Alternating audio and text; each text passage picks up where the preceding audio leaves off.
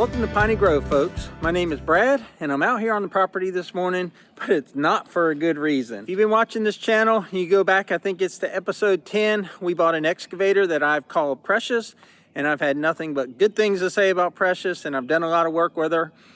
Put about 100 hours on her, done a lot of brush clearing, dug some trenches, put in a lot of pipe, electrical wires, those type of things. But Precious sprung a leak up underneath, and I pulled off the floorboards that afternoon. I didn't see any leaks up top where all the hydraulic valves are, and the different, the hydraulic pump and hydraulic valves, and a lot of hydraulic lines are up underneath your feet in those floorboards. And all that was dry, and I'll show you where it's leaking from, but it's up underneath the house where it's hard to get to. And I didn't bother taking off the inspection plate. It's just not something I feel comfortable doing. That the machine runs great, the motor runs great, all the hydraulics are functioning, so I'm hoping it's a simple leak, but I'm also prepared if it's something worse, like some sort of seal up under there and a major component, like maybe the hydraulic motor that spins the house around or something. But those things or those ideas or those bad ideas have been keeping me up for, you know, the past week, but I took the day off of work today so I could come out here and grab the excavator and take it to the dealer. They don't have a backlog right now. They said a couple days to get to it, to diagnose it. Whatever it is, I'm sure it's not cheap. I'll show you what it looks like, but it's not leaking on the floor or anything, but it's leaking around where the house spins, and it definitely lost some hydraulic fluid out of the tank. So we'll load that thing up, we'll strap it down with some chains and chain binders and get that thing to the dealer today. Everything's complicated. In order to get the excavator to the dealer, to get it worked on, I've got to use my equipment trailer. But the dealer doesn't have space on his lot to keep the trailer there while the excavator is getting worked on. So you got to bring the trailer home. Well, I live in a neighborhood. We're not out here yet on Piney Grove living full time. I had to make space in our yard where I normally keep my 12-foot trailer to put my 20-foot trailer when I get home. I know it all sounds very confusing, but it's going to make sense here in a minute. So that I efficiently use my time, I don't want to just tow an empty trailer around. I stopped this morning and got some railroad ties. I've got a bunch of ideas for projects out here that I want to use railroad ties on. I want to put them around my shooting range. I want to line my driveway with them. I want to put gravel in front of my shed and the pole barn, and I want to line all that area with railroad ties.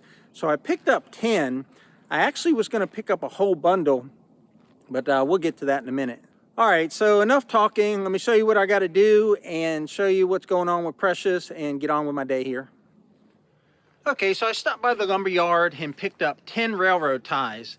And I wanted to pick up 16, which is a bundle, but we started doing some math, and at 200 pounds a piece, 16 would be over, I think, 3,200 pounds, and I have a 3,500 pound axle on this trailer, and it's an hour drive, and I just wasn't comfortable totally maxing out this axle. Actually, it would have overloaded the axle, because this trailer probably weighs, you know, takes up close to 1,000 pounds of that 3,500 pounds. So we scaled back the order to 10 railroad ties, and they're in pretty good shape. You can see railroad ties are not perfect. On the top side where the train goes, there's some erosion. The bottom side you can see is pretty squared off, but they'll be good enough for what I want to do. So I talked about what I want to do. We have a 700-foot driveway, and then we have this turn here that will go to my parents' house. And water flows down this hillside here from left to right, and I just don't know how I'm going to keep that gravel in the driveway. So I've got a lot of ideas like geotextile, and they make these fabrics which have, they're kind of like a grid pattern so that you can lay them down and then fill them with gravel, and they keep gravel from moving on a turn. But also there's just, I want to put river rock on this side of the shed. So there's just a lot of places where I want to put gravel, and I want to bind or contain that gravel with railroad ties. So I picked up a bunch of railroad ties. So I'll leave this trailer here, and I'll hook to the 20-foot trailer. But again, nothing is ever simple because I've been putting stuff on the 20-foot trailer. Now I got to take that off. So I've got these 2x12s on the 20-foot trailer I got to take off. And then I can hook this up and then load the excavator and get the excavator down the road. The Kubota dealership is about an hour from the property. There's one that's closer, but I've never used the one that's closer to the property, so I'm going to keep using the one where I have a good relationship and where I know the owner. I've got a 20-year relationship with him, with the Kubota dealer. I've bought various things from him. I buy all my filters, all my oil, everything from the Kubota dealership. So I'm just going to go ahead and suck it up and make that 1-hour drive. I'm not too jazzed about towing this excavator. I've towed it before, but I've got a half-ton pickup. You know, I'm towing probably pushing 8,500, 9,000 pounds. My truck can handle 10,000 or more, but I don't like towing that excavator around. So number one, I'm sad because it's got a leak, and then number two, I'm sad because I have to tow it, and then I have to tow it back. If you own property and you do a lot of your own work, things are gonna break down. So you either one, got to learn how to fix them, or two, you got to take them, you know, you're gonna have to transport them somewhere to get them fixed. I just fear that if I take apart the bottom of the excavator up underneath the house, it's a small circular area where you take down some bolts and then you can work up under it. One, do I have the right tools when I get in there? You know, if it's a line, okay, but what if it is some sort of motor? I don't have the right tools, or I don't know what to do once I get in there. Then I got to button it back up and then transport it anyway. And then there's the second part, that it works under its own power now. It's, like I said, it's fully functional. It's just leaking. But what if I get in there and do something where it's not functional? It's not like a truck or a car or even a tractor where you can put it in neutral and tow it. You know, if it doesn't move on its own power, then it's stuck there. And then I'd have to pay an on-site mechanic to come on board and get it. And like I said, you got to come up underneath the house to work on it. And I've got issues. I've got arthritis in my shoulder. I just can't work in those tight confined spaces too long and get my body in bad angles between, you know, my back and my shoulder. So for all those reasons or excuses or whatever we want to call it, I'm going to go ahead and suck it up and take it to the dealership and pay those high labor prices, and then hopefully get, you know, a quick resolution and also a dealer resolution, one that you know, they'll stand behind rather than, you know, a bush fix or something. I need this excavator every day, and I need it fixed properly.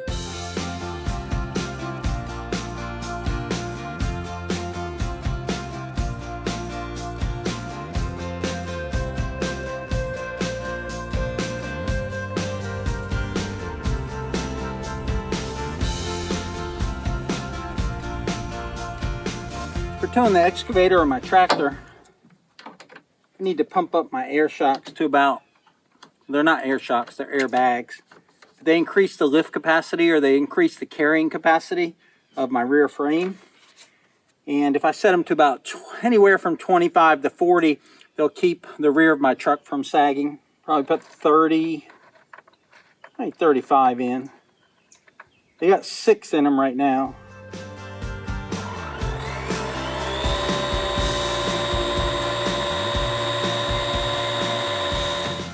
So I put 33 in because I'll lose a little bit when I disconnect the fitting here. But it probably brought the top of the ball up an inch or more. And then when I put tongue weight on it from the excavator, that'll keep the rear of my truck from going down, and that'll allow me to have better driving control, because my front tires won't be lifted up by the rear of my truck going down, if that made any sense. I think by now most people have backup cameras on their trucks, their vehicles. And it greatly reduces the amount of time it takes to hook up a trailer.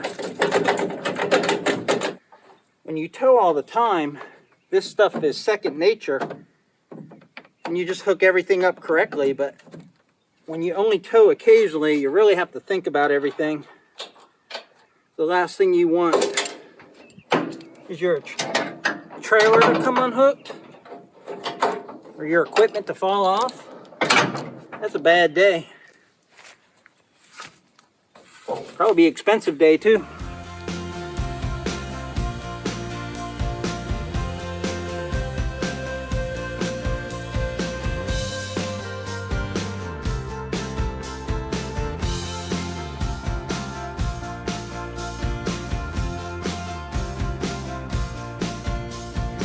Well, at least she runs good, right? So I'm no expert on loading this excavator on this trailer. I've done it one time when I took it in for service for the leaking radiator, which turned out to be just a loose hose. But I'm gonna pull it up dozer blade first and swing the house around and put the bucket on the back end, and that seems to be a good balancing of the weight, good tongue weight And it towed down the road pretty good last time.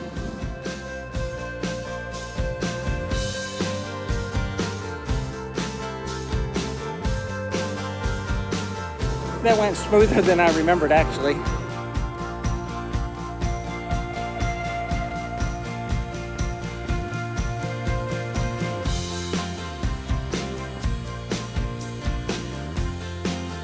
I think that'll be good.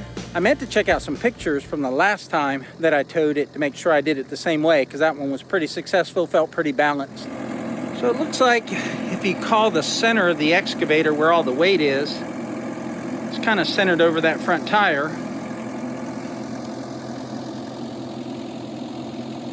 Well, I don't know how much tongue weight I have on my truck, but I don't see where it's squatting.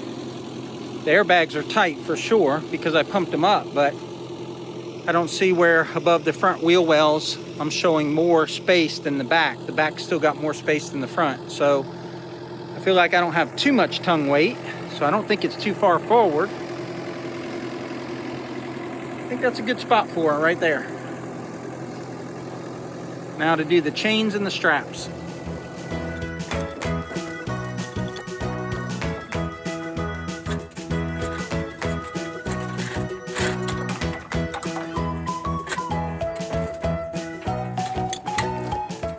You see how I hooked that chain up through the pocket and then down, so that gravity always pulls the hook down. That way that chain can never come undone unless that actual weld were to break on that stake pocket.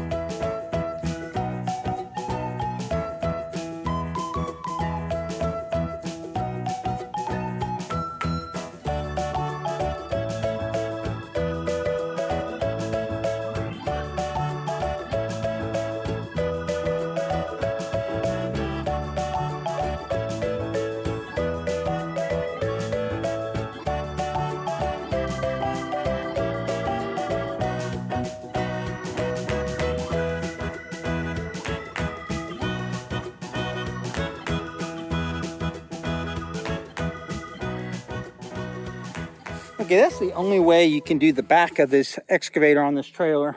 But what I've got is I've got the chains pulling in the same direction, and you want them pulling in opposite directions. So I'm gonna have to fix that. You'll see as this chain tightens, it pulls the excavator to the back of the trailer. But so does this chain. So that means the whole excavator could move right to left and loosen up the chains. So I got to take this chain and hook it to the front of the trailer so that the chains are pulling in two different directions. All right, folks, she's all loaded up. I actually rotated the excavator around the house, and let me show you why. So I originally had the bucket facing backwards, but I didn't like the minimal amount of tongue weight that was given me on my truck. So I spun it around, I put the bucket here on the front and strapped that down really good. And now I have good tongue weight pushing down on the back of my truck. It's not too much weight, it's not lifting up on the front, but I just felt like it was gonna bounce too much the way it was. So this is the way I'm going with, and I'm going to now have this on video so that if it doesn't work out or it doesn't feel good, when I pick up the excavator, I'll try a different way. All right, time to hit the road. Okay, Precious is all loaded up, but I wanted to take a moment to like talk about my feelings. No, I'm just kidding. But I want to take a moment to talk about used equipment versus new equipment. Now, if you watch the video where we bought this excavator, we bought it used, had about 400 some hours on it, and Kubota had put in a new engine about 100 hours before we bought it. So all that's documented. The machine is tight, but it did have a little bit of warranty left on it. It had about a month, well, it had about 2 months of warranty left on it. So I actually took it in under warranty for a leaking radiator, but it turned out to be a loose hose, and I had to pay for that, and they tightened the hose, and it's been good. I put over 100 hours on it, and it's been running fine, but it is now out of warranty.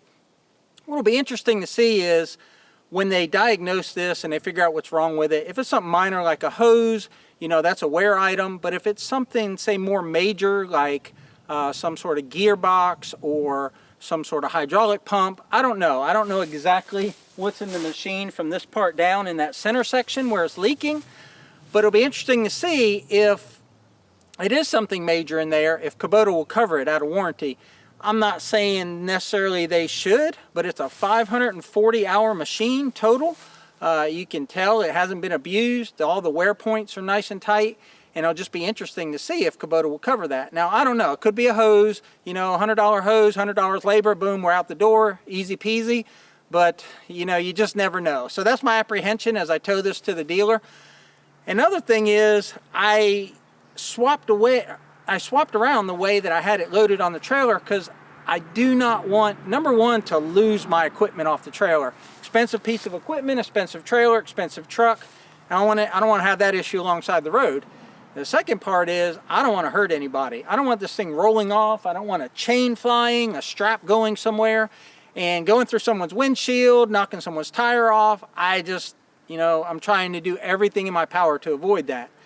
So I've got it strapped well, I've got it chained, I've got it positioned on the trailer, and it's taken me at least a good hour to do this, and it should have been like a 15-20 minute job, but I didn't feel comfortable the way I had it strapped down the first time, so I just took the time and redid it. It's just not worth it to me. It'll give me peace of mind as I'm driving down the road on this 1 hour drive. And if I've got it grossly wrong, I'll stop alongside the road and fix it. But I think I've got it all set. But talking about buying used equipment versus buying new equipment, if this thing was brand new, and let's say it would still be under warranty because I would have had it less than a year, then that would be good. It would be covered under warranty. But at some point, even if it was a new machine, that warranty would be over. And that's just kind of the part of owning equipment, tractors, excavators, trailers, whatever, is that at some point there is no warranty, and at some point that bill is on you. So stay tuned. We'll see how this turns out. Hopefully, like I said, it's a $200 fix and we're done, but there could be more zeros on the end of that. I almost forgot. I said I would show you where it's leaking, but you can see that the house pivots. Well, that's the bottom of the house, and then that's the undercarriage, right? So that's the undercarriage, and that's that round part there, and this is the house up in here.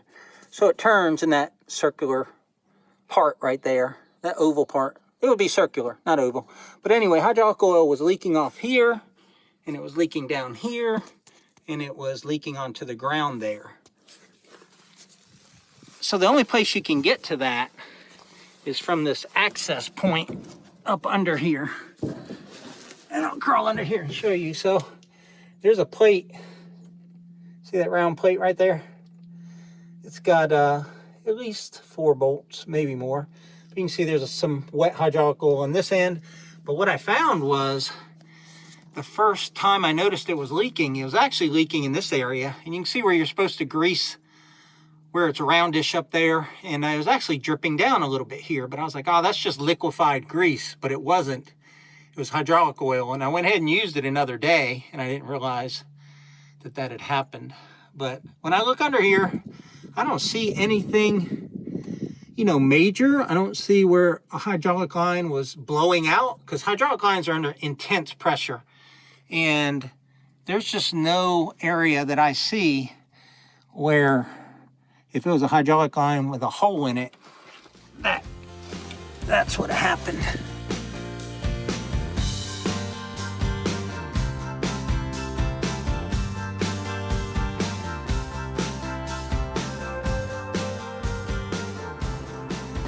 Okay, we'll see what happens. I talked to Mike.